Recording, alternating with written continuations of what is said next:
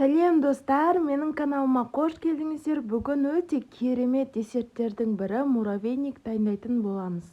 Қамырына қант 3 ас қасық, қаймақ және ертілген сары майды қосып, осы қасықпен бірінші араластырып аламыз, сонымен қамыр илейміз.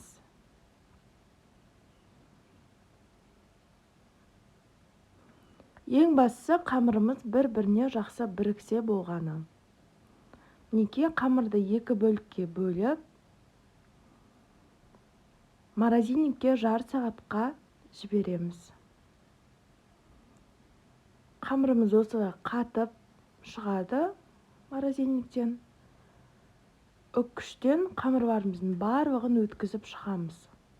Қызып тұрған пеште 180 градуста 15-20 минутқа жібереміз. Осылай беті қоңыр болғанда жақсылап барлығын үгітеміз қамырымызды. Енді кремін дайындаймыз. Ертілген сары май, 3 ас қасық вареная сгущенка және 3 ас қасық сахарная пудраны қосып, жаңағы қамырымызды қосамыз үгітілген, жақсылап араластырамыз.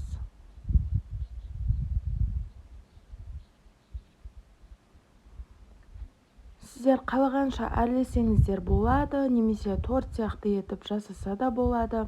Мен рюмканың көмегімен осылай жасаймын деп шештім. Өте әдемі көрінеді. Рюмкаға саламыз қоспамызды, сонымен неге осындай формада шығады.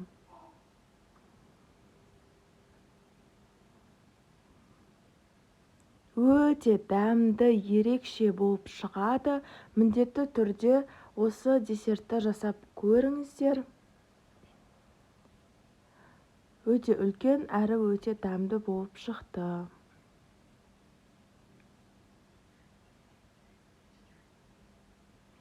Ас болсын.